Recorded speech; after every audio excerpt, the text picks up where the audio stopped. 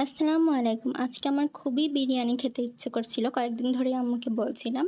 তো আজকে আমার নিচের ভাড়াটিয়া আন্টিরা চলে যাবে। কিছুদিন পরে তারা বাসা ছেড়ে দেবে। সে উপলক্ষে আমাদেরকে বিরিয়ানি, এই যে মিষ্টি, সেমাই সবকিছু দিয়ে গেছে। আমি প্লেট নিয়ে বসে পড়েছি। বিরিয়ানি হলে আর কোনো কথা নাই।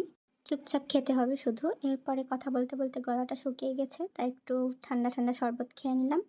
এরপরে খেয়েছিলাম আম। একটু ফুল নিয়ে ফটোগ্রাফি করছিলাম। আমার তো গোলাপ খুব পছন্দ। কোথা থেকে জানি পেয়ারাটা পড়ে পেয়েছি। এরপরে বিড়াল নিয়ে একটু খেলাধুলা চলছিল। আমি আর আমার মামাতো বোন।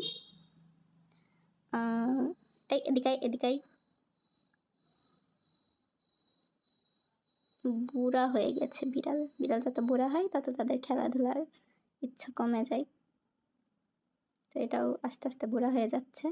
এরপরে আম্মু এসে আমার অপছন্দের কাঁঠাল হাতে ধরিয়ে দিল খাওয়ার জন্য।